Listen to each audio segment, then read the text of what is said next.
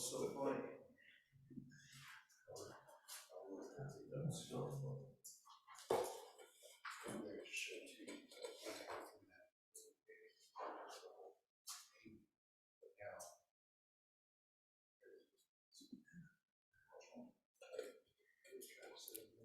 Where's everybody at? 30 seconds till. That'll be it. They'll come screaming in here.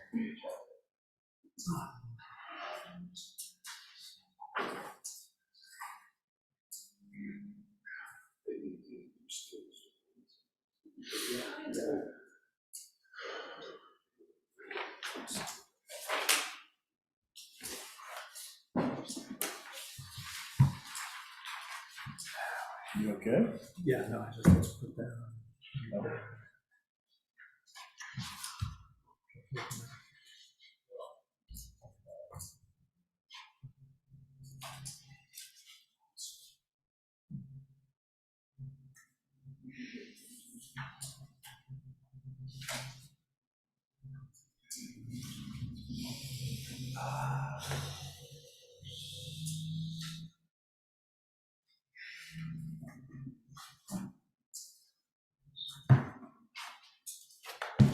John, is Kenny gonna be here tonight?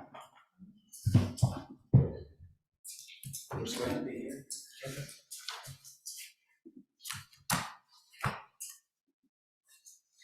I had a meeting prior to this. He's a busy guy.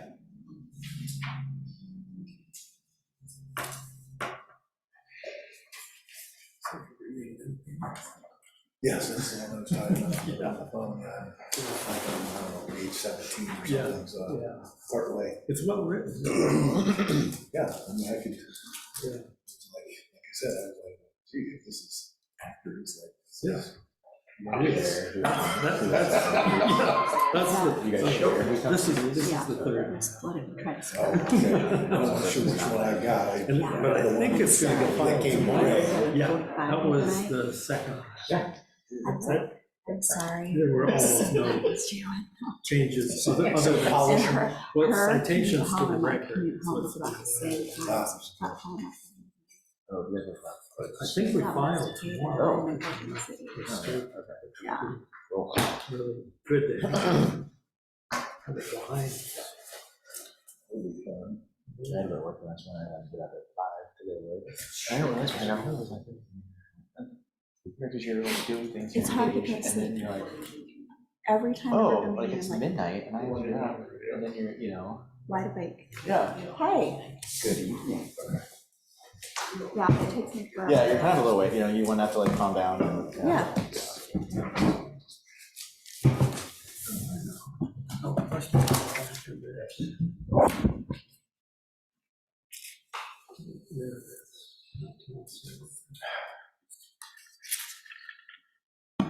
There it is. There it is. Pharmacy. 4 over Sandy.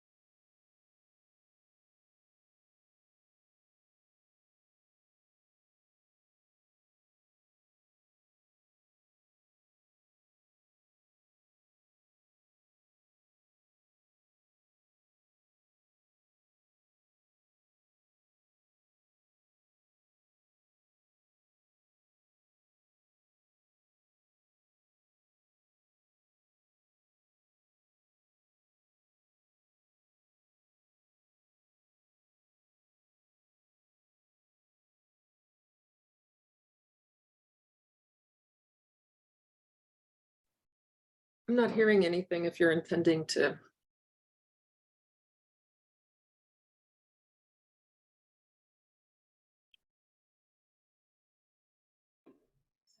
Can you hear us How now? about now, Sandy? That's great. All right, so like I said before, sorry for my tardiness. And we'll recall to order this Urban Renewal Agency meeting for March 21st, 2023. Kenda, if we can have the roll call, please. Director Ritma. Director Caswell. Director One. Here. Director White. Here. Director Wittrin. Present. Director Glantz. Here. Chair Lauer. Here. Thanks. All right. Thank you, everybody. I'm going to open up public comment. Public comment on non-agenda and consent agenda items is welcome at this time. Public comment on agenda items will be taken at the time the item is considered. Public comment should be directed to the presiding officer and will be limited to matters of community interest or related to matters which may or could come before council or the agency. Each speaker shall be limited to 5 minutes for each agenda item unless a different amount of time is allowed by the presiding officer with consent of the agency. Public comments open, so I'm gonna, if anybody on Zoom wishes to make public comment, now's the time. Go ahead and unmute yourself and state your name and city of residence for the record.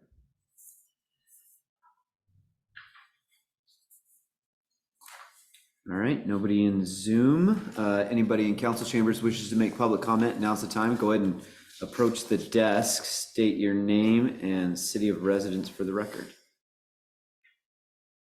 All right, not seeing anybody in council chambers either. I'm going to go ahead and close public comment. Agenda item number 3, a report from the Town Center Advisory Board regarding ranking of developers who've submitted requests for qualifications to develop the Confluence Site. Mr. Berniker? You got a whole team. Yeah, everybody. Everybody. Pull up a chair. Pull up the chair.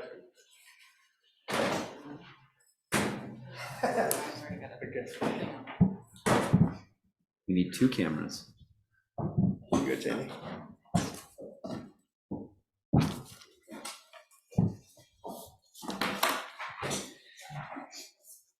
Ready, Mayor? Good evening. Okay. So good evening. I'm David Berniker, Director of Community Development and the city's project manager on the Confluence Site. I'm joined by John Leamy, the Town Center Advisory Board Chair, Tanny Staffordson, Chair of Planning Commission and a TCAB member, Matt Brown, who might be new to your folks, who's one of our local development experts on the team, Marley Boxler, the city's economic development coordinator, and Ed Tromke, the city attorney. We are here this evening to bring forth the TCAB's ranking of the development teams to design and develop the Confluence Site along the Sandy River. And if council sees fit, to enter it into an exclusive negotiation agreement with the preferred development team, which if more conversations needed, we can all contribute to, and our city attorneys here.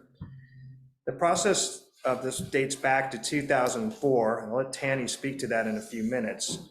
However, as explained in your staff report, the more immediate process was initiated in August with solicitation for requests for qualifications. As we shared with you in January of this year, we received 4 applications, which we quickly cut to 3. This evening culminates the review of the 3 consultant teams. TCAB staff, with the consultants' input, is here to share their ranking, which Tanny and John will talk about in more detail. As I mentioned in January, all 3 teams are excellent in terms of design and putting together large, complex projects that results in special places. The Town Center Advisory Board reviewed the proposals against the following projects evaluation criteria outlined in the request for qualifications. They reviewed it against team makeup, vision, finance, and deal terms.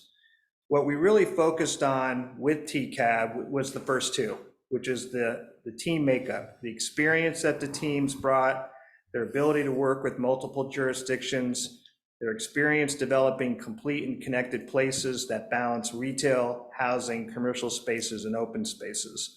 So that was the team makeup piece. And then the vision. Did they bring forth a compelling vision that leveraged the site's existing assets? In this case, access to the Sandy River and the Columbia River Gorge and a thriving Main Street. To a lesser extent, the team focused on the finance part of it, which is preliminary ideas about access to equity and debt. And second of all, the deal terms. Those are the things that we are going to talk about if council decides when we get into the exclusive negotiation agreement. Choosing a team to enter into the exclusive negotiating agreement is just the first step in a three-step process. I want to be clear, nothing is carved in stone at this point. Step one in the process is to negotiate the ENA. So what that means is kind of identifying the critical issues and seeing if this is a good fit for the city and the consultant. It's big picture items at this early stage where we sort of identify what needs to be successful for us, the city, and what the development team needs to be successful.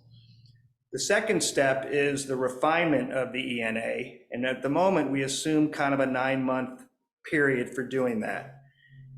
Based upon the first set of detailed conversations, refinement could include things of number and types of units, street network and infrastructure, and parks and open spaces. Assuming that goes well, we're still moving forward in a positive manner. The next piece would be to enter into the disposition of the development agreement, which at this time we're assuming could be between 12 and 18 months. This part of the conversation really defines what, when, how, and where things will happen. And this includes the financing and the timeline. I want to be just clear to say that, up until the DDA, there's no real binding commitment on either party. But once the city and developers enter into the DDA, that's where both parties are committed to perform their respective duties and responsibilities. Up until then, both sides are working in good faith, good faith to the goal without legal binding commitments to perform a mutually agreed upon set of ideals. So just want to be, hopefully that's clear. The team representing the city in this juncture moving forward shall consist of myself, Eric Mueller, our finance director, Matt Brown, our development consultant, and Ed Tromke. Our goal during this process is to come back to you, City Council, or the Urban Renewal Agency, for quarterly work sessions. It's also important to note that as we enter into the refinement part of the ENA and the DDA requires council authorization. So said another way, we understand the importance of keeping you in the loop and working with you. This will be a back and forth dialogue between the group working with the selected team and coming back to mayor and council. So that's the kind of the background of where the process is. I'm now going to hand it over to Tanny and John to share some of the history of the site and history of the site and the project and some of the highlights of the preferred team, and then ultimately their suggestion or ranking to move forward. So I think I'm going to hand it first to Tanny. And so Tanny, please. Thank you, David. It was interesting. I started looking back at this and thinking about all the years that this has gone on. Mm-hmm. And one of the ordinances that the council approved back then was number 708. So that can kind of tell you something, because what are you on, like number 25 something, 2500 and something today. And so this was a long time ago, and it really started first in 2001, then worked its way to 2004. And what we had was, we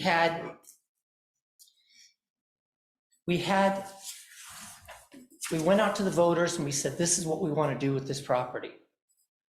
And if you look even back then, it was really clear. It was putting infrastructure and have a vibrant area that's going to enhance downtown. and be something that the community can be proud of and the community can use. We were very open about that back when we went out for the bond. We went out for the money. And then after that came 2006 when we had the Troutdale Urban Renewal Plan, Riverfront Development Plan. That plan really was the framework for everything that's gone on for last 20 years now. And so with that plan in place, we set up what we wanted to do, and then what were the next steps? Well, the first thing is get rid of the sewage treatment plant. Maybe get rid of the sheep carcasses. Maybe get rid of all sorts of things that are buried down there that no one still knows what they are. But those were some areas where the city really took an initiative and did what it needed to do to get that property ready to go. In 2017, you commissioned the Town Center Committee. And in 2020, towards the end of the year, you had the Town Center Plan. With 2017 to 2020 is a long time, but it's also the only plan that we've ever done that we did ourselves. We didn't have any help with it. So it takes a little longer. Maybe it's a little better, maybe it isn't. But that plan has a very vivid vision of what the expectation is for that property, especially from the community. There was a number of open houses done, and the theme was really clear, what people wanted to see or didn't want to see down there. And so when we went out, we said, okay, take the plan and come back with us. Come back to us with something that, you know, is going to work, that the community can be proud of, the community can support. I have said this before, and I'll say it again. You only get one chance to screw this up. And hopefully we're not there, but we've involved a lot of people, and there's been a lot of energy, positive energy going into this to get us to this point. For me, it's a very exciting time. Because I can remember when it didn't look like that, it didn't smell very good down there.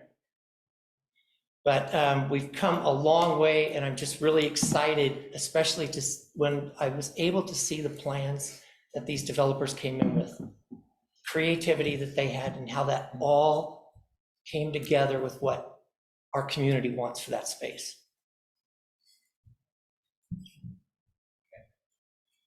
So I'm going to go over a little bit of how we got where we are in the committee and how we came up with our ranking for the good ones. I've written down a whole lot of things that have gone through my mind. So, for over 3 years, the Town Center Committee worked diligently using feedback from the community to put together this Town Center Plan. The plan was used to create the RFQ for the urban renewal area, including what the community wanted in this area.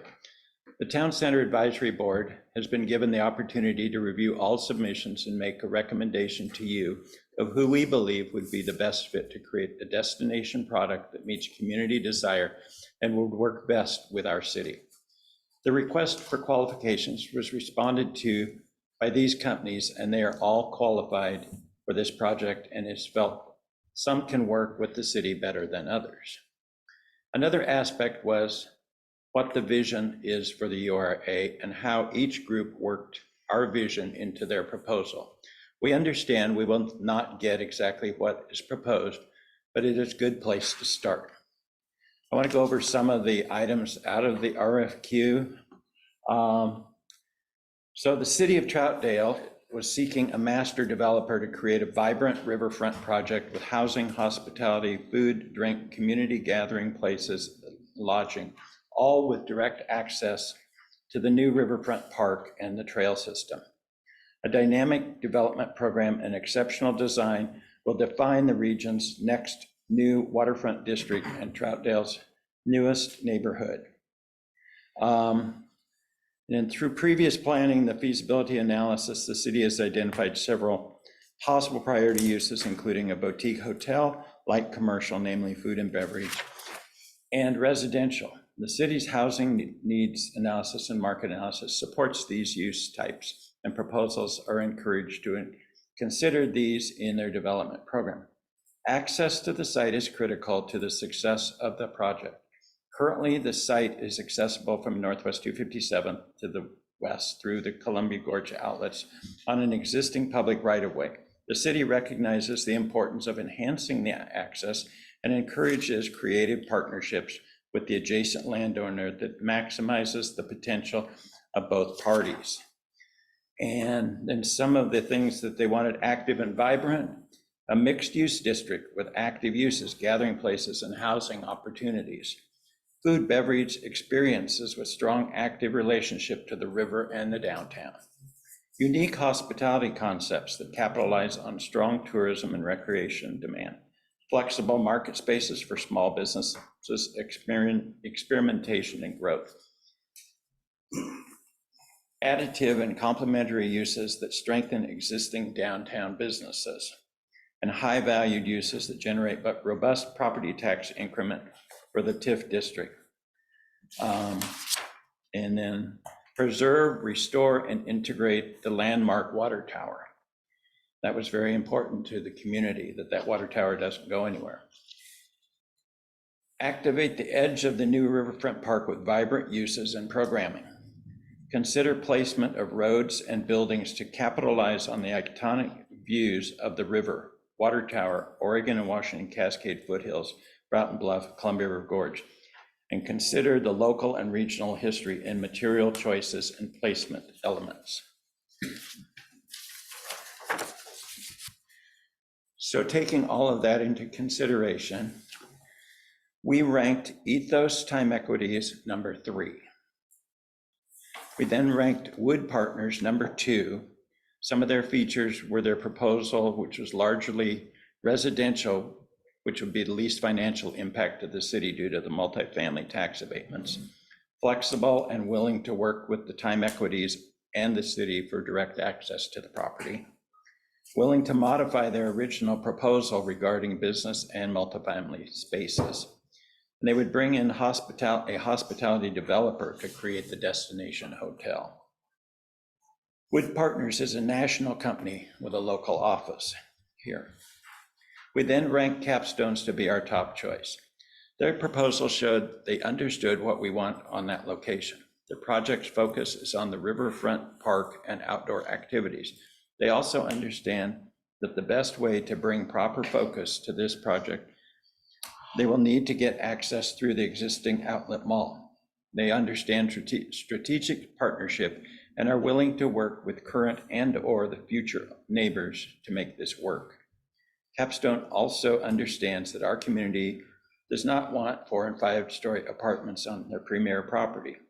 With the community's desire for ownership, Capstone has presented us with the least rental units and the highest percentage of ownership in both residential and commercial properties.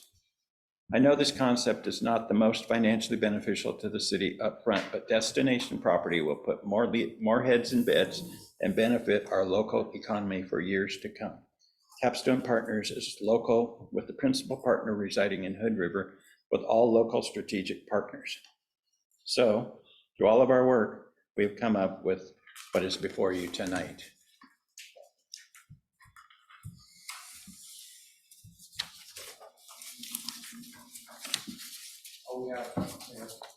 All right, thank you very much. Short and sweet. Let's go ahead and open up for questions from the council. If anybody has any questions or comments, now's the time to ask them. I guess I'll start with a comment. Yeah, Councilor Wichard. Yes, so I was fortunate enough to kind of see this process all the way through and be there for, as with you, through all the interviews, but also with the deliberations and through TCAB, sit through all the meetings, and I agree wholeheartedly. Capstone really, I felt, took a look at the town center plan.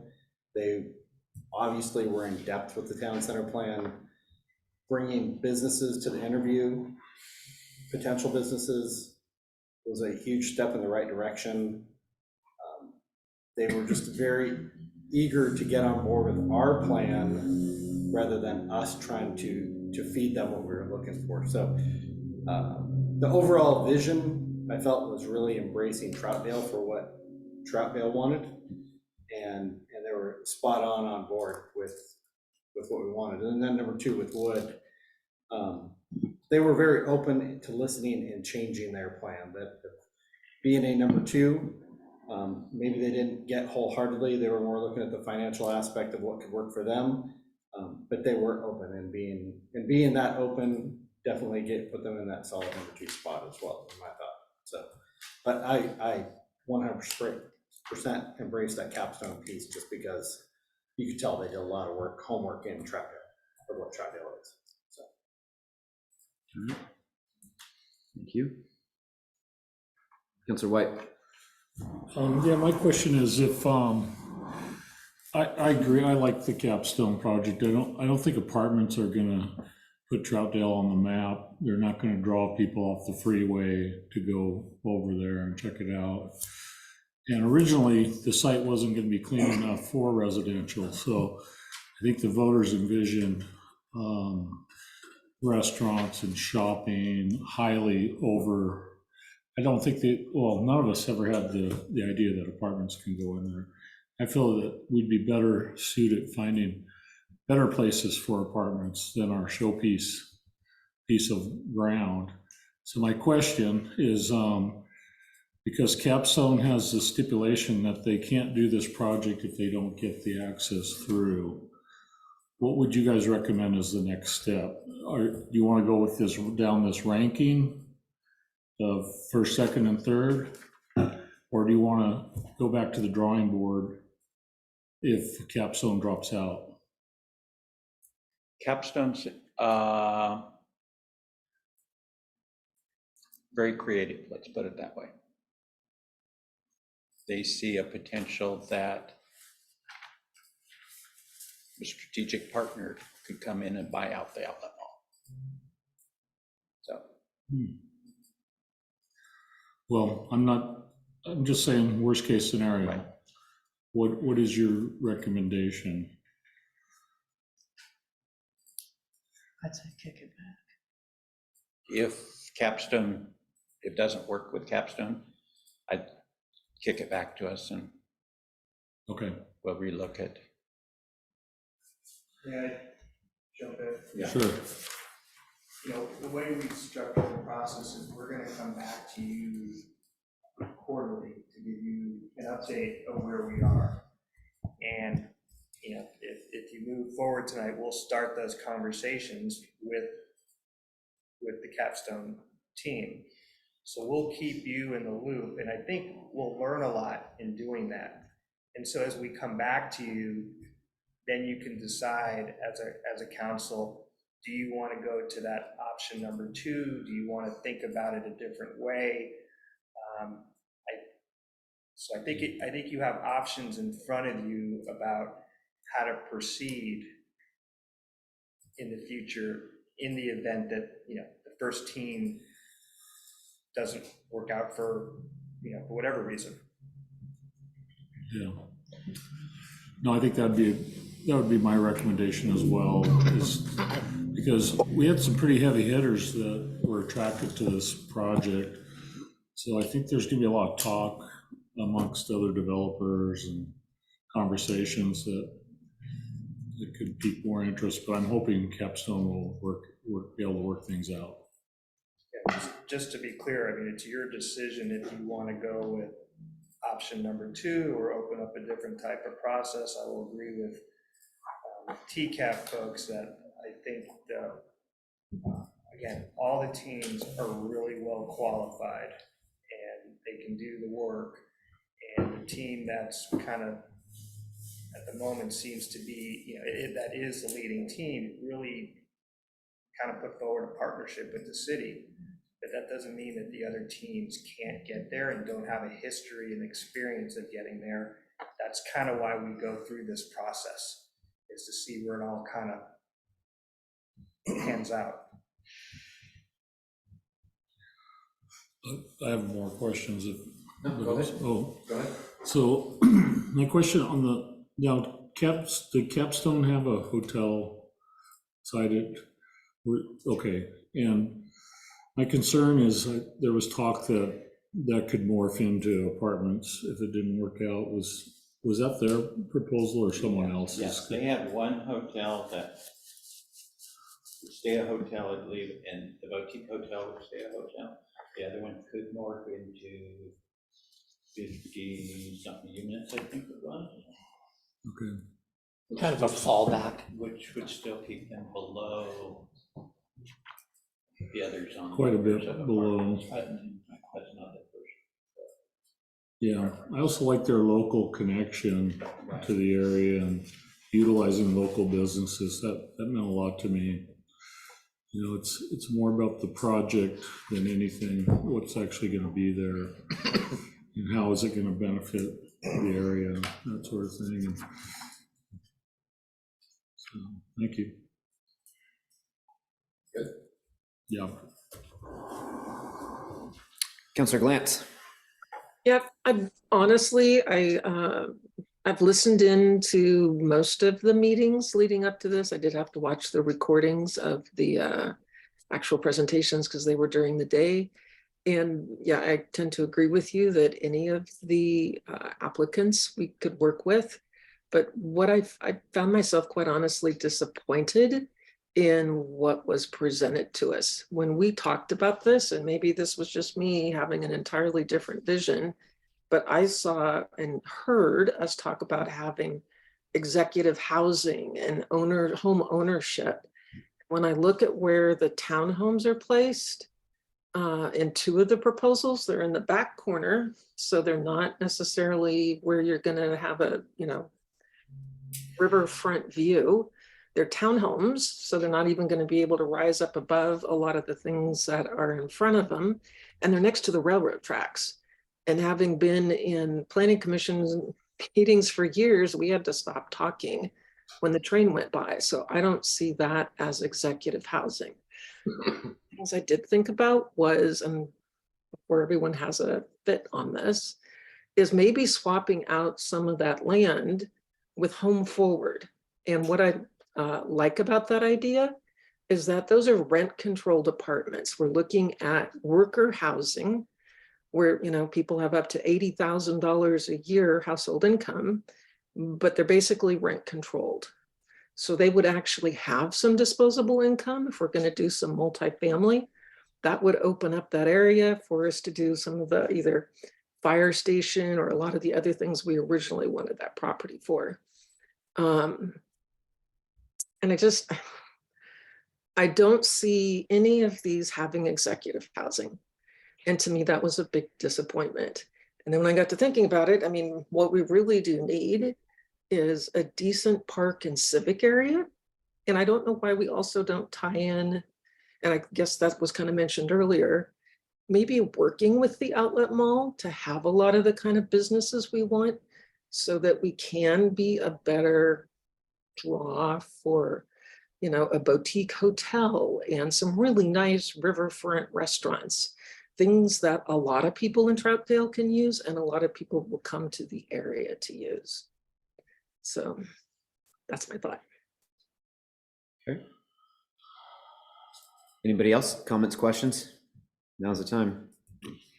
Sure. Counselor One.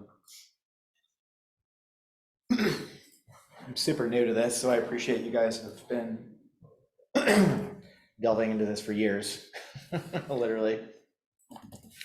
When I first got brought into this, my first thought for this was you have waterfront area.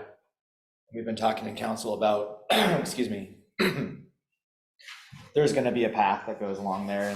And the number one thing for me was is this waterfront area and what do we do with it? And how do we display that? So the capstone one displays it the best. You have that plaza, there's green spaces. The other two literally put buildings across the whole entire thing. And I thought that immediately shut me off to those. And the more Capstone talked about this, the more I saw, the more I thought of fun areas to go to within the metro area, whether it's down in the Pearl District like Slabtown. You go to Breakside, you can sit outside, you can walk to New Seasons, you can walk to you can just walk home if you live there. You get on a couple blocks and then there's a a bunch of restaurants underneath the condos and stuff like that. And it's kind of a cool, fun area where you can, you can go and eat.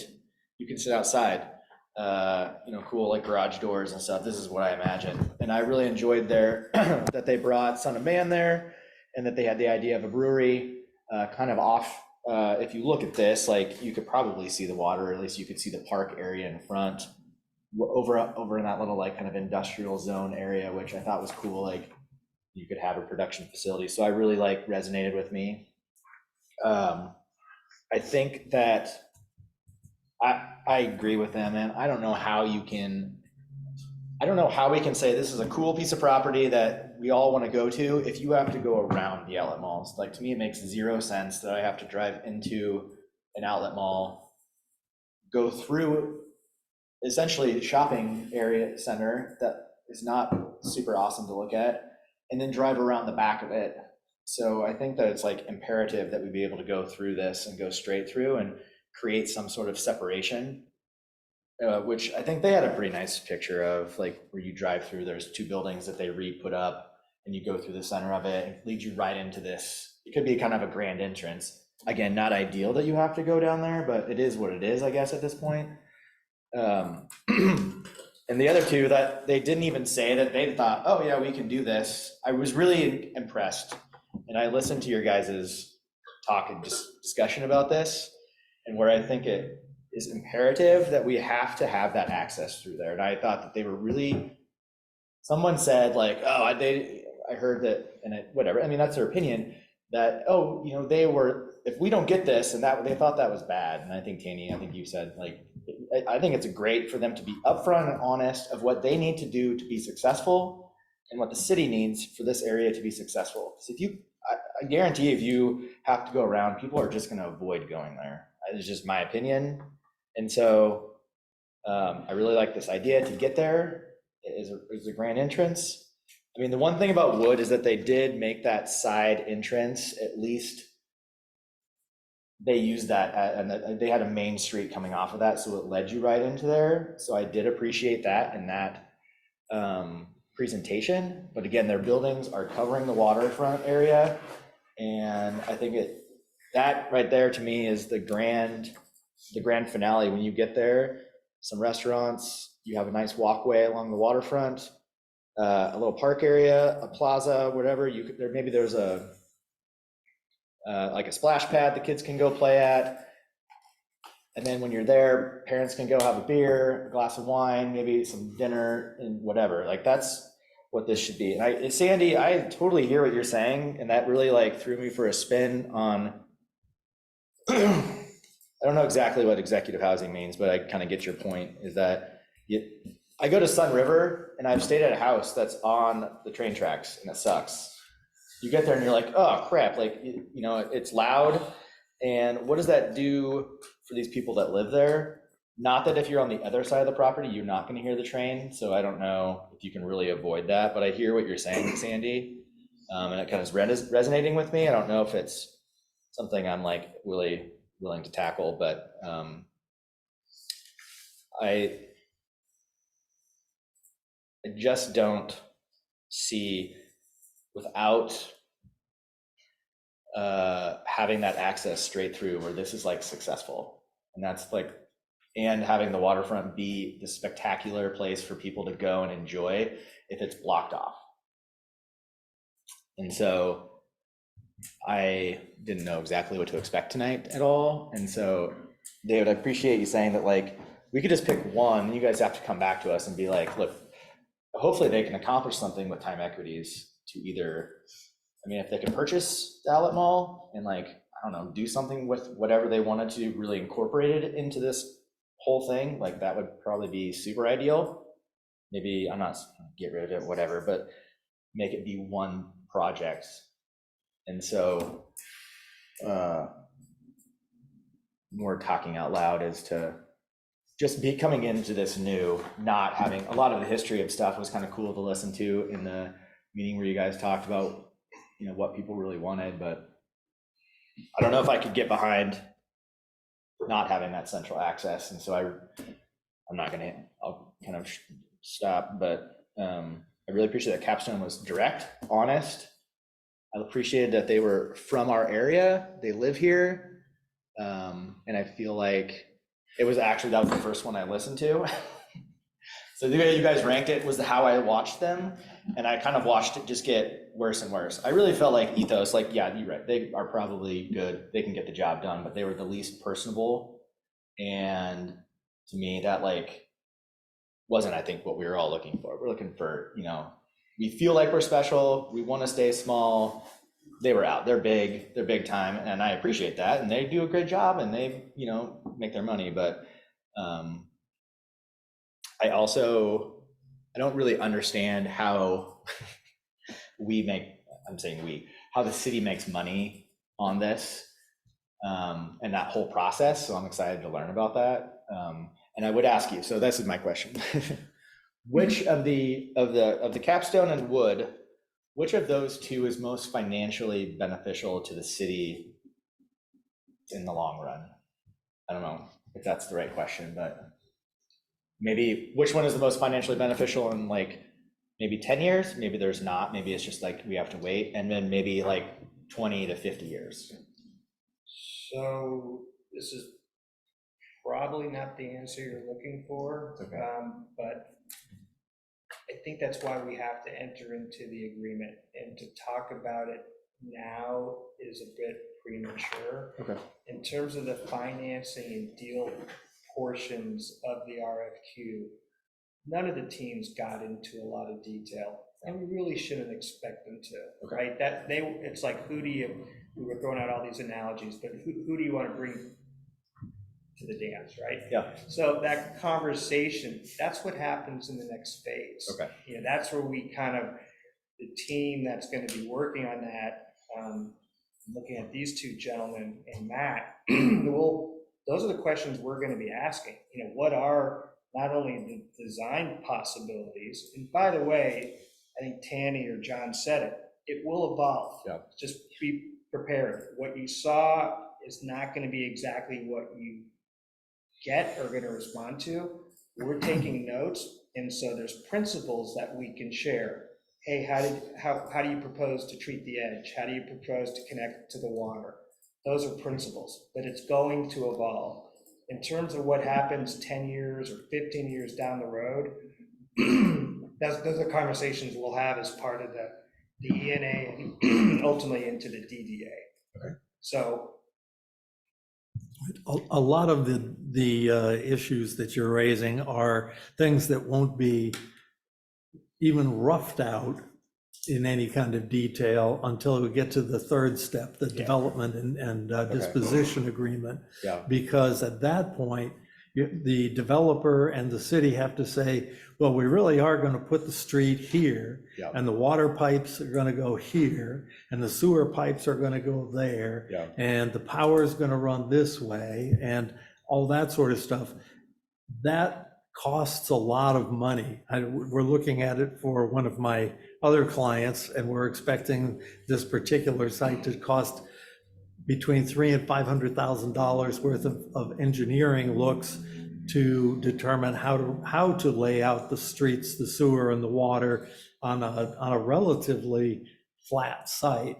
But it's just where the connections are and how to make that work. You can't expect the developer to put that kind of money into something until they are the chosen one.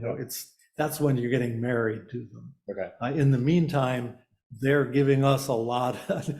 We've been using this analogy, so David and I are laughing a little bit, but at this point. We need better ones, but Yeah, that's where we're at. the analogy has been, at this point, we're at the dance and we're dancing with a couple of partners. We're picking one person to dance with. Yeah. That doesn't mean we're engaged. It doesn't mean we're going to get married. There's lots of steps along the way. It's like The Bachelor. Yeah. So to look at that sort of level of depth is very premature. We'll be looking at that a year from now. Okay. Or even a year and a half from now, when we're getting into the of the Yeah. matter. So is And it, that's, and that's it's what like, Eric is sighing right Yeah. now, because he knows he's gonna be talking a lot about how to pay for all these things Yeah. that we want to get Okay. done. So, is it like in this first phase where you find out whether that they can accomplish getting that access through the middle? And if pretty early on, whether that's gonna be able to happen or not? Yes, I think if Okay. council decides that to go with capstone, that's what we've all heard, that this is kind of their line in the sand. So I would imagine that conversation happens pretty early. Perfect. Thank you. Counselor Rittma is on the phone. Counselor Glantz. I just had a quick comment. One of the things I tried to take the perspective of is if I were the outlet mall, why would I enable people to essentially have easy access to my parking and take business elsewhere unless there's some benefit to me? Which is where I was also from the standpoint of, I think that that outlet mall needs to be, we need to work with them and make that part of the project. Yeah, I'll say, and I'll just speak from my time on the interviews and my background in this whole process is there was a really stark realization that regardless of who we choose, that developer needs to work with time equities. Time equities is they're the one holding the majority of the cards here. We have the land, they have the access, they have the adjoining land, they have the partnership that we're wanting to have. So regardless of who we choose, they're going to have to, they don't have to, we're going to have to play ball with them. So that's a big part of this conversation, is that next conversation with the developer, city, time equities. It was difficult because time equities jumped on board with ethos early. And so they're sitting at the table with ethos. If something happens and ethos doesn't get chosen, I don't know what happens to that agreement, but eventually whoever we choose is going to need to knock on time equity's door and ask for that conversation. So that's kind of where we're at right now, is whatever route we choose, who's the player in that. Councilor Rittma. Well, so time equities is an agreement with ethos to pass, to allow them to build a road through the middle? Well, no. I don't want to insinuate that, and I'll let our team speak to that a little bit better than what I just did. No, they don't have an agreement to put a road through the middle, and I don't necessarily know if an agreement is the right word, but they are working in partnership with ethos on the team of ethos for this development. They do have a proposed walkway, pedestrian access. That's what I remember that. It was just what you said made it sound like that they had an agreement for a road or something, which wasn't what I had heard. I did listen to all the interviews and everybody did a good job, including those of you representing Troutdale, and asking questions and getting some answers. I agree that capstone is my first choice, or at least I guess I am agreeing with most of us that capstone was the first choice, and Wood second and ethos third. But they're not too bad. I mean, none of them is perfect, but I and yes, I'm disappointed as Councilor Glantz said about there not being more owner occupied housing and so on, but I wasn't really expecting. I think anyway, capstone has a really good proposal. I think if we give the nod to them, they'll try to work with the outlets to get the access that I agree is needed, and they seem like the best position to do it. I am curious what the, obviously will inform all three of our decision at this point. Wood and Ethos will be told that they're still in the running if we can't work it out with Capstone? Is that, I just wondered how it's handled at this point. I think they said that they'd like to have it back. I asked that question earlier, and if Capstone can't deliver, then we go back to get more applicants, I guess, is that right? I didn't have a clear idea of what the answer was, so. I think that's up to us to figure out which way we want to go. If we want to say, hey, this is one, and if we want to go to Wood for number two, or if we want to go back to the well. It's up to the council to figure out what direction we want to take. Personally, as open as Wood was to redoing their plan and listening to Troutdale, I'm okay to at least letting staff have a conversation with them if we have to go to number two. Councilor White didn't seem very open to that, but they were very open to redoing their plan and listening to the town and making changes, so. Mr. Trumke? No, Councilor Wittrin said what I was going to say, which is that is a policy choice the council gets to make as to how to proceed if staff isn't able to come to terms with the number one choice for any reason.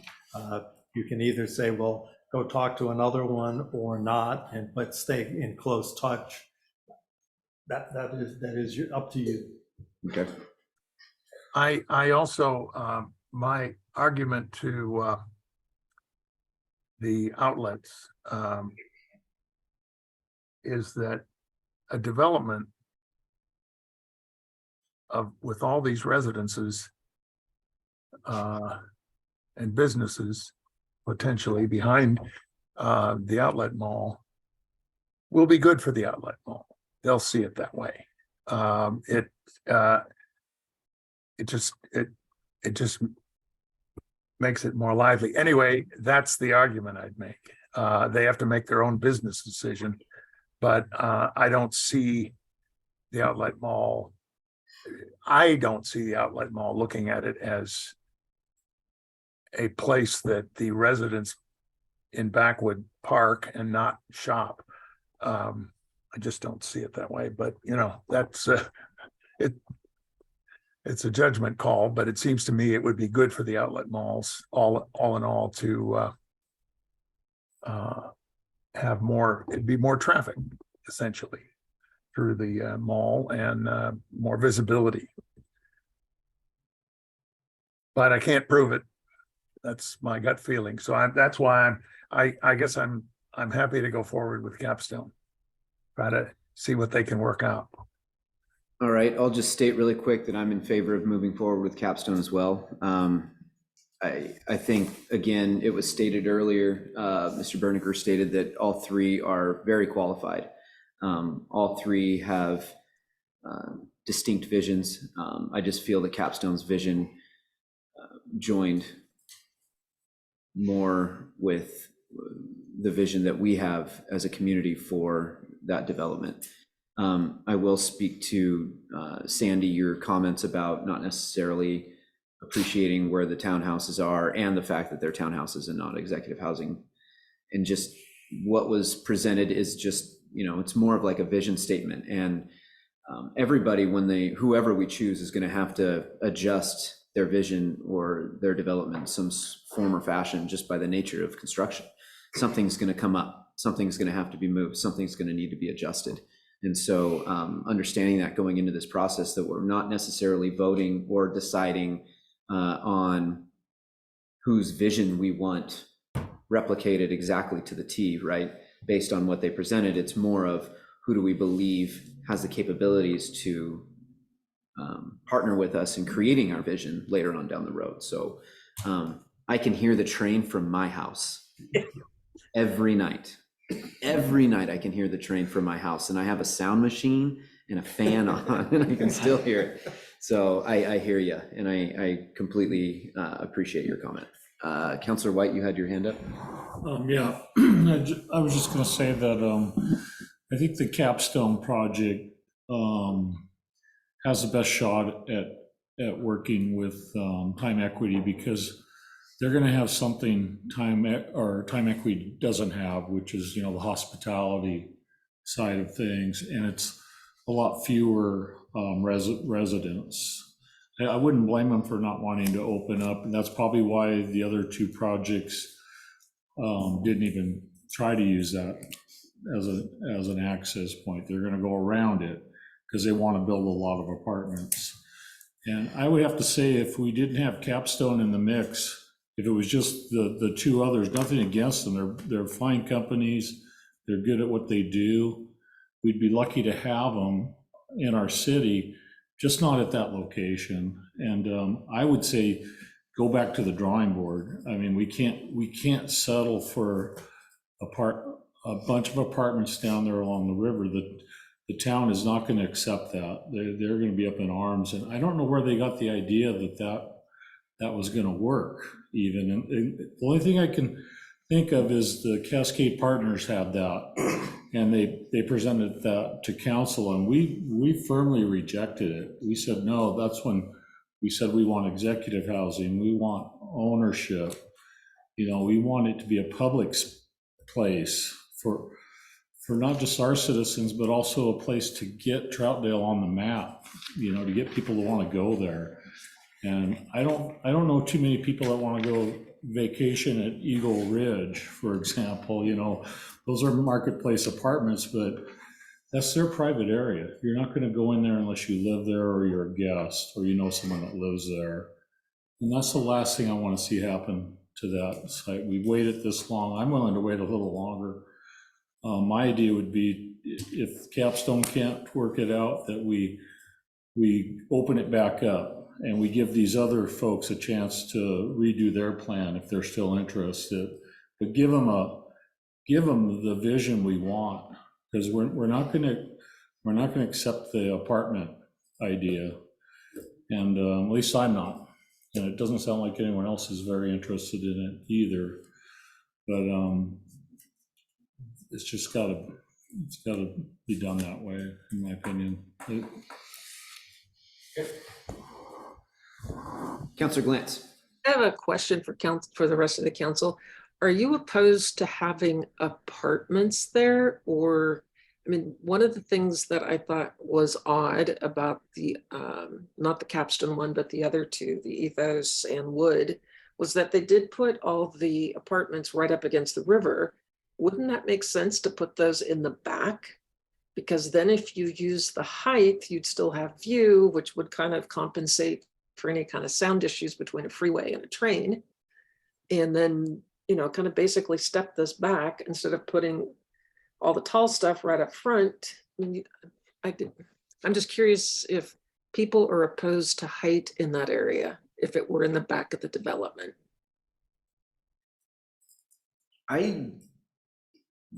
To kind of answer your question, I'm going to ask another question. I don't want to go too far off the side with this question, but where's the future parking structure come into play on this property? I remember that we talked about it. There was designs, there was plans, there was conceptual drawings, not obviously professional drawings. But originally we had an idea as to that we were going to use that structure to be a sound dampener, sound blocker from that train track. And it was on that south end of the property along the train. I think those are the kinds of things that are details that no developer starts to draw those kinds of detailed plans and put that much time and effort into it until they know they are going to be getting the project to do. That's what gets developed during the exclusive negotiation period. After the exclusive negotiation agreement is worked out, it might say something general like, listen to what the city says about where to put parking and how to block sound from the freeway and the tracks. And then in the DDA is where you implement that. So it's just too early to look at that sort of stuff. Yeah, and that's kind of what I thought about, and that'll play in the design portion, in the actual putting pen to paper and figuring out what, in my opinion, I almost don't want to have the taller structures and again, I don't want to get into where we should put things, but because it's not up to, I mean, I'm not a neighborhood designer, I'm not a city planner, I'm not an urban developer. But I would think that the taller structures away more north would add to the appeal from, say, a downtown perspective looking north onto that piece of property, Yeah, you're going to want people to see it from all angles, but if I'm downtown, if I'm eating at one of the restaurants on the north end of the highway and I look out and I'm looking at the back of an apartment complex, I'd rather look at lower buildings and see the development and see what's down there, and having a wall maybe blocking the freeway instead for the perspective of south of that development. Again, I mean, we can play Sim City all night long, I think, and I don't think we're going to get anywhere. I'll put a zoo where a wastewater treatment plant should be, and then we're really up the creek. So, Mayor, can I make a comment? yeah, Mr. Leamy. Okay, so both Capstone and I think Wood Capstone has the future garage shown on their plan here. And I know Woods commented that if a future garage park and ride was put in, then they would need that access to the mall to make that beneficial. Yeah. Going around the mall would not work. And I remember Capstone mentioning that they Right. really paid attention to our town center plan, Right. and the town center plan called out for some sort of parking structure, and yeah. And then a comment for Sandy. On the Capstone plan, they have the public plaza, restaurants, hotels, all of that on the waterfront, and townhomes behind the public space. If you put the townhomes out there, then the restaurants and the hotel would lose the ambiance that you're getting off of the public plaza area. Yeah, I did like their public areas. Sandy, I don't think I'm opposed to having apartments per se, like a few is fine, or, I don't know what number would be appropriate. I do think the idea of like having, I noticed the caption, they have two ends. There's a really cool hotel idea with these like outdoor cabins, which really, I thought, well, that's kind of a cool idea. I don't know how well they would be used or how that would be, but the other end was maybe this other hotel that was a little lower star, fewer stars maybe, but I thought, to me, enticing, having some sort of ownership on the water would be a really cool thing to offer. I think that, like, whether that was a hotel, I thought it could maybe be more condos where you have a really cool building that has some sort of maybe some shape that can take advantage of the river view that people could buy into.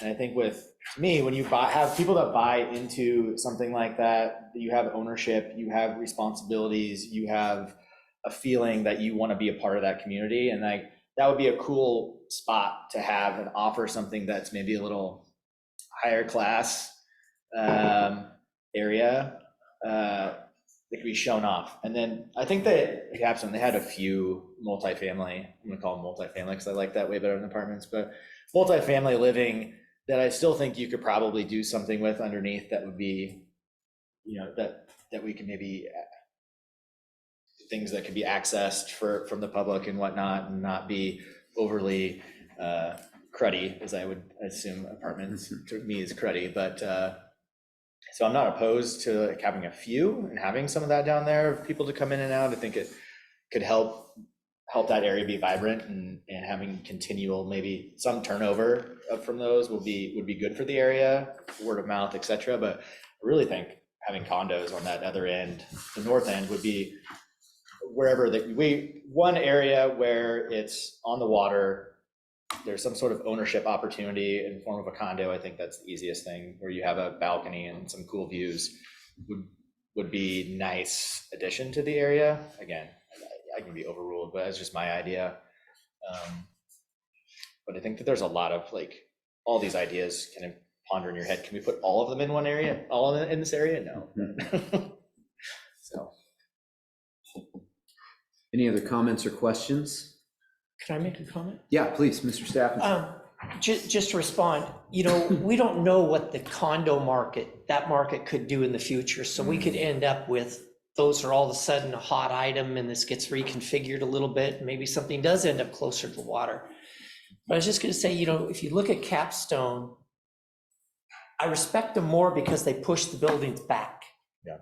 And they said the water's for everybody. And that's kind of what you go into this open area and it's all right there. And I think for me, that's one of the things that made theirs significantly different. And, yeah, we ranked them 1, 2, 3, but it's not like, okay, Safeway's #1 and they're not coming, so we're getting Albertsons. It's not like that. You've got substantial differences between each one of these.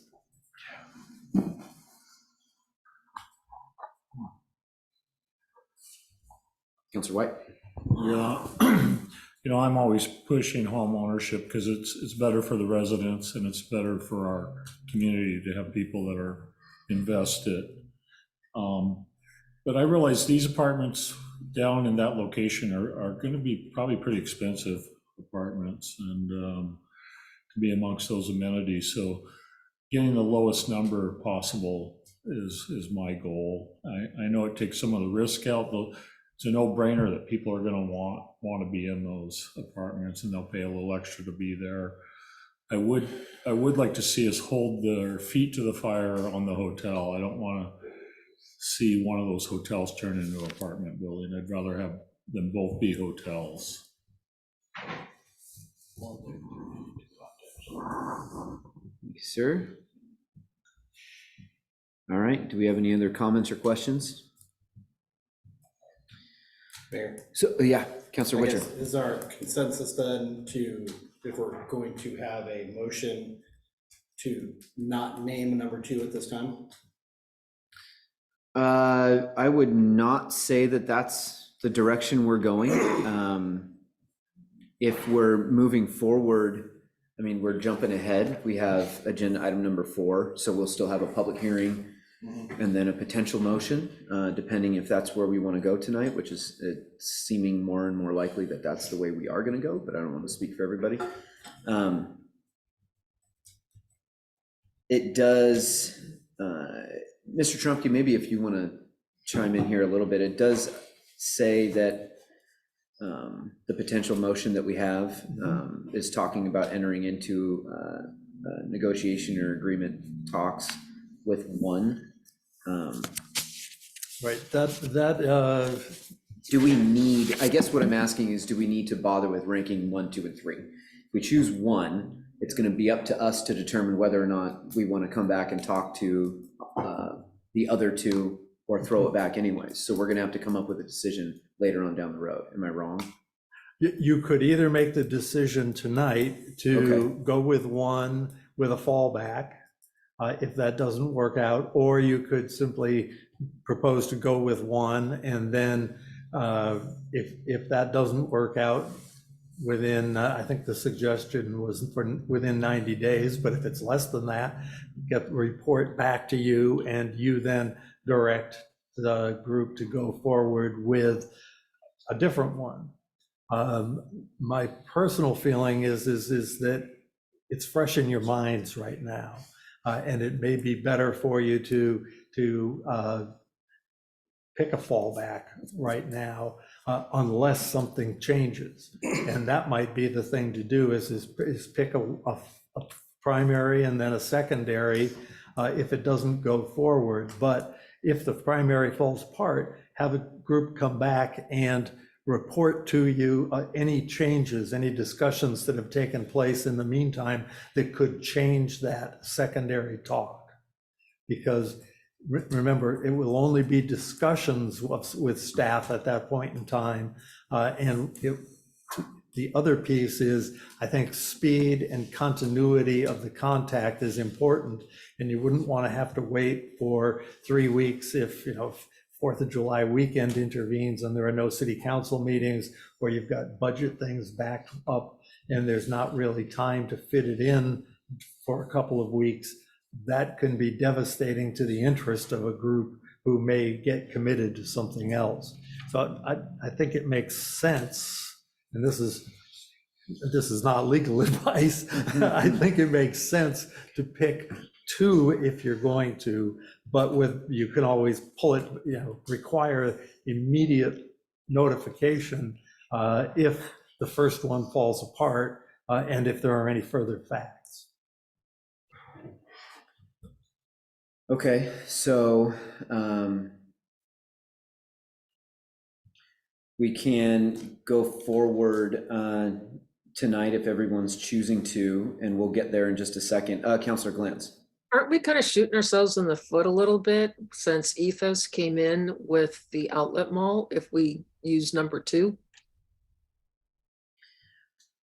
I mean, if I'm the outlet mall and I know that my number 2 choice is who the city's number 2 choice was my number 1 choice, I'm not going to want to negotiate that well.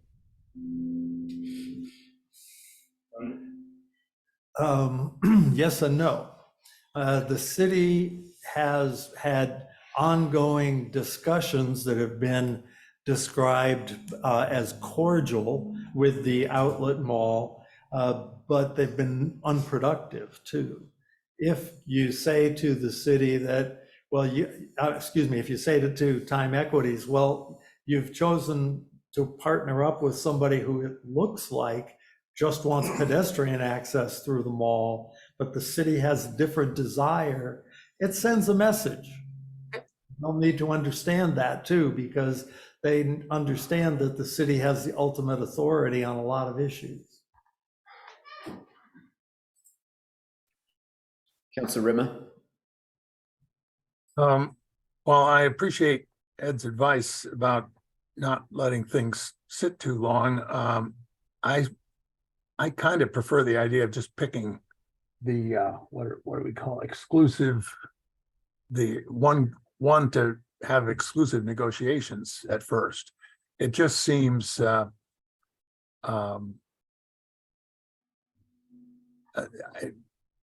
there's a sense of it's not going to work, and let's pick the backup now.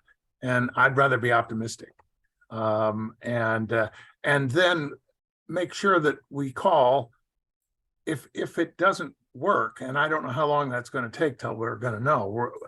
In a way, Capstone has the advantage of the thing that would make it fall through is the outlet mall not wanting to play ball at all with them.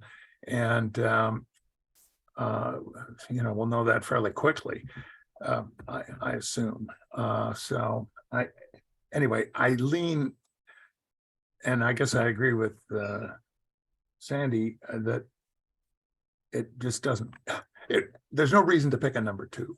I'm in favor of calling a special meeting of this agency as soon as we learn from Capstone that it isn't going to work. And then we can decide if we want to ask for some changes from Wood, or if we've changed our mind or we want to open it back up. Anyway, so my preference is just to pick one at this tonight.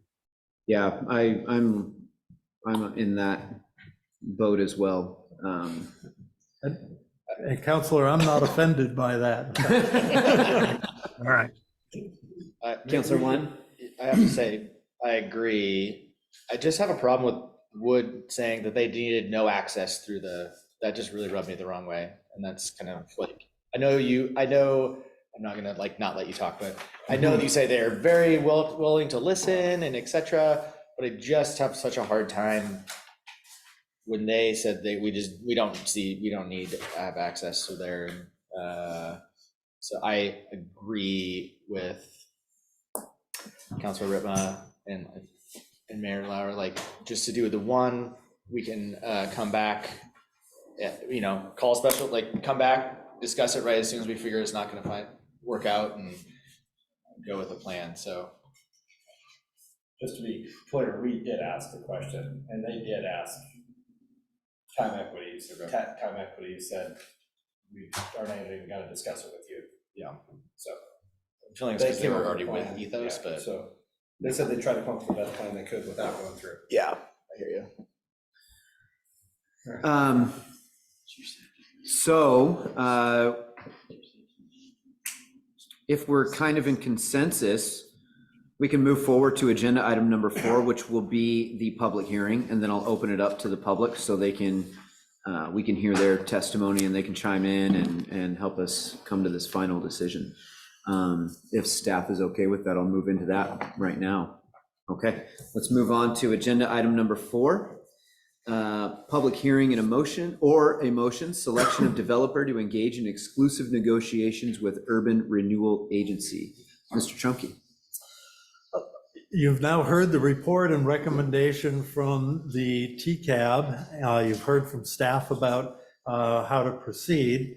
And the next step, if for the city council is, or excuse me, for the, I keep calling you council, for the board to direct staff to start negotiating an exclusive negotiating agreement. So this is an agreement to come to an agreement. So it's still not very binding. But it sets the framework and a timeline, and it fleshes out a lot of expectations on both sides. And that's what staff will be talking to them about, and they'll be talking to their contractors, their consultants, and there'll be a lot of communication. So expect communication both at council meetings, because the city council can be informed of things, at board meetings, and just through staff emails saying this is what's going on, and it's just an update.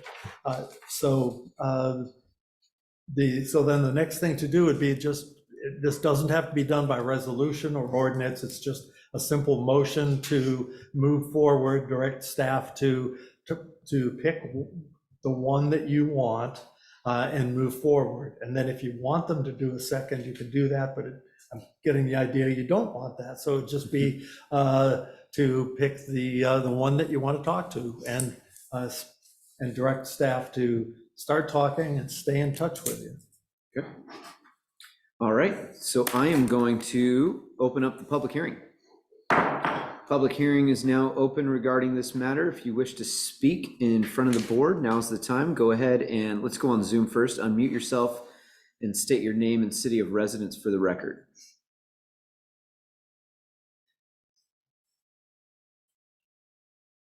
All right, not seeing anybody. Anybody in council chambers, now is the time. If anybody wishes to speak, go ahead and approach the desk and state your name and city of residence for the record.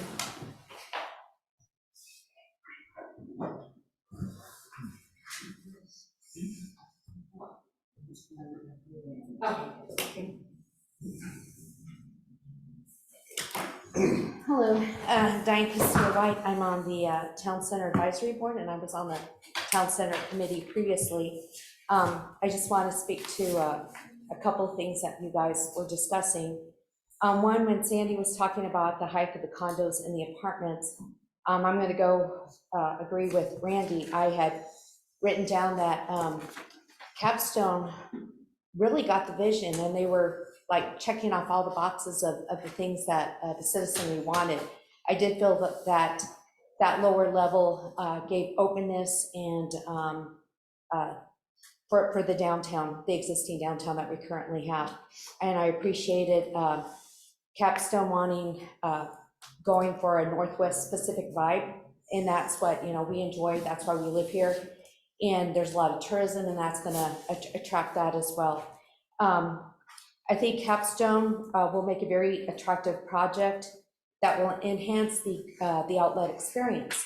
We all know that there's about 7 openings right now, and I think them having that flavor, it will fill those spaces, and hopefully with more other places like Columbia and others as well, or sports-oriented, things that, you know, fit with this region, because they tend to go with the generic public.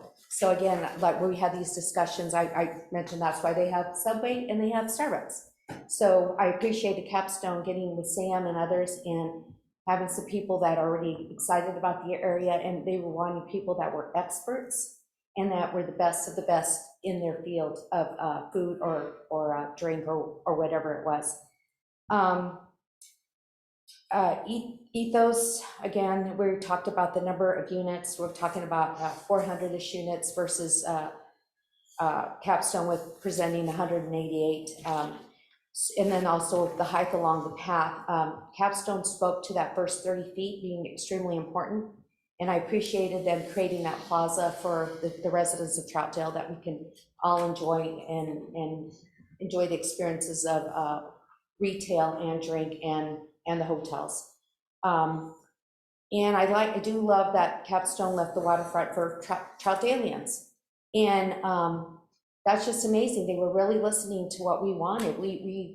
The people that voted on the measure were us, and we had a vision, and we wanted a place to meet the water and stuff like that. I'm also thinking that some players will shuffle around and maybe join Capstone and just get the best of the best involved in that, whatever that may look like. Because I did like the idea that there's little pieces that I liked, the different ones. Ethos, they were talking about that connection to the waterfront. And afterwards, I talked to them that it'd be great if we had drift boats that came from Oxbow Park all the way down there. And if nothing else, just to give people the experience of visiting the beautiful Sandy River and have a place that the boat could drop off some people. So there's some benefit to that in different ways that also then I had mentioned to them. And then people of color, kids in high schools and stuff too, they can enjoy that experience too. We have that waterfront that hopefully we will have markers explaining the flora and the history and the natives across, the unique connection with the Mount Hood, the semi-glacier water, and our connection with the Columbia and such. So I'm still hoping that there's a partnership with, I'm on the Historical Society Board, that we get to describe all those unique characteristics of our area and why we love it, and we can educate people as well, and they'll appreciate it more and then respect this area as well. And that's it. But it was a good discussion, and I'm glad I'm on the advisory board. Thank you. Thank you, Diane. Anybody else wishes to speak in front of the board? Now's the time. Go ahead and approach the desk.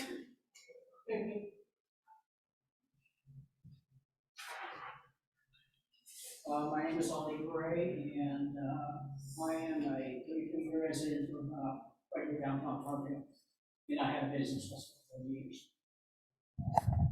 Thank you. And I have a very simple question, not a big scale question, as Diane presented. The small details, and I'm asking this question because the water tower came up. And I have a question on the water tower. Is the water tower determining whether to keep the water tower or not to keep the water tower? Is that up to the city of Troutdale, the council, or is it up to the developers?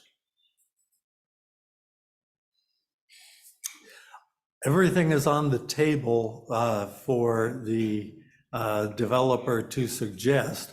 They could maintain it. I know there's a lot of public interest been expressed in maintaining it. They might, it does need to be rehabbed, painted, cleaned up, and that sort of stuff.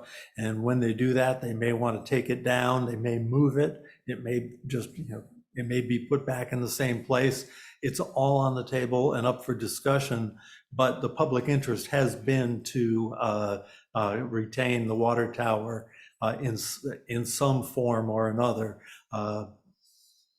What exactly is up to the creative mind? So that's to be determined at some point later. It's not going to be necessarily in the initial plan of the development. It may be there or it may not be there. It would probably be mentioned in the exclusive negotiating agreement to respect the city's, the population's desire to maintain it. But not much more than that, because it needs to be incorporated somehow into a creative design. Right. A follow-up question on that is, if it was kept, would it be kept? Of course, it would have to come down and be painted, but it has all the spider antennas. I call it the spider. Would that also be kept there? Or would that become more of an art piece painted, as we've seen some nearby water towers that have been painted and they don't have the spiders up there? Yeah, those are cell phone Yeah, towers. I know And that they're it- subject to leases at this point, and we'll have to look at how long the leases are, what the ramifications would be to take them off. The long-term plan could be to get them removed, and without knowing what's in the leases, it's hard to predict. But I think the intention that I've heard is to retain the tower as the tower and not as the cell phone tower, though. Right, okay. And also, way back when, years ago, when the development at the riverfront was discussed and plans were made, there was a discussion of having a community center, a community place for events and that sort of thing. Is that still in those plans? Or maybe yes, or maybe not? The waterfront redevelopment plan is in the packet tonight, and there's probably an extra copy by the door or on a chair if you want to grab one. You're But- referring to this here? Yes, that right there, and it's in there, the Troutdale Waterfront Renewal Plan with all the addenda, that's still there. Okay. And there is still the open space. This is the document that the city is bound by when negotiating, and only the board and city council have the authority to modify it. So what's in it is supposed to be what gets built. Yeah, I have those very long ago copies of what was offered to when we were talking about relocating the sewage treatment plant a long time ago. Okay, that's all the questions I have. Thank you. Thank you, appreciate it.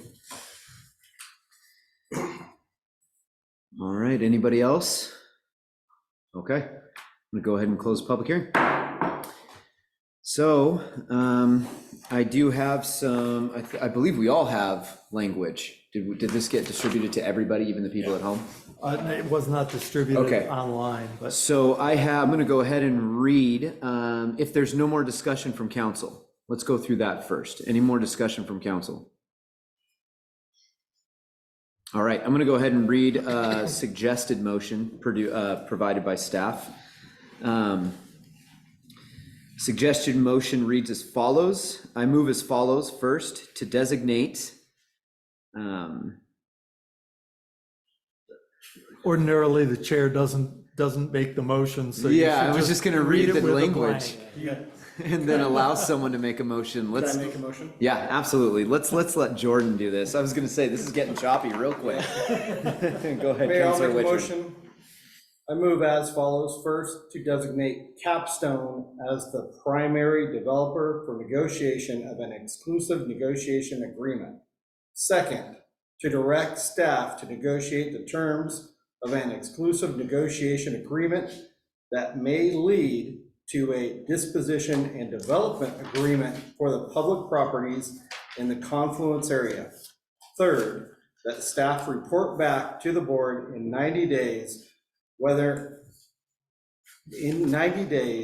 with either an exclusive negotiation agreement for review for approval or the status of the negotiation.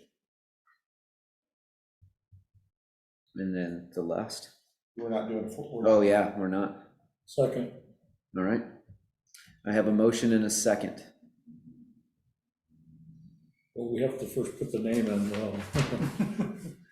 So, He did, he read Did you see it. caps? Okay. Yeah, he I said didn't hear capstone. that. Can I say something real quick? I think that the fourth part is important because it says if staff are unable to agree to terms with the chosen developer, that they report that fact back to the board. And then you would just stop it right there. Is it implied in the other one that even if they're with They're gonna reply back with the for status review of and approval or negotiation. the status? We've, An approval or the status of the negotiations, I guess, would be, is that, well, and we've already directed staff too, so. okay, Yeah. perfect. All right, we have a motion and a second. Kenda, if you will, please. Director Whitman, Yes. Director Glantz, Yes, Director Whitma, Yes. Director Wynn, Yes? Chair Lauer. Yes. All right. Congratulations, everybody. Wait, one more. Oh,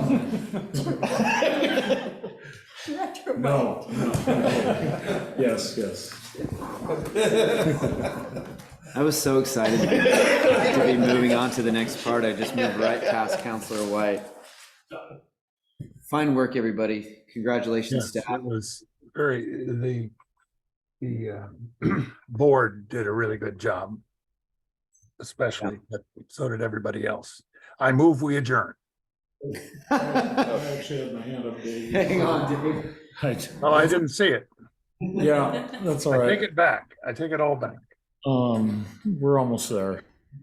But I wanted to, I think it was really helpful having TCAB in the room during this process, because I think you guys helped keep the town vision and not just, the easy project that would have gotten built and would have gotten paid right away, but it wouldn't have been a good fit for the town. So with that in mind, I'm wondering if they shouldn't continue to be part of the next phase. And for my comfort level, I would feel much better having them in the room. Or maybe, I know, Randy, that would be your job to select, but we have a kind of long-standing thing, like when we're negotiating for police or fire, that we sometimes pick members out of a committee that have been working so hand in hand with that group. It just seems like a waste to brush them to the side now, because this next step is equally important, if not more important. So that's my pitch. Thank you, Counselor White. Yeah, that's definitely up for conversations for sure. Yeah, so like I said, staff did a great job. TCAB did a great job. Everybody involved in this did a great job. This is a long time coming, and I know we're not done, anywhere near being done, but we're on to a next important process, next step. So thank you, everybody. I appreciate it. Counselor Ritma. I move we adjourn. I'll second. All in favor signify by saying aye. Aye. Opposed? All right, everybody, have a good night. Thank you.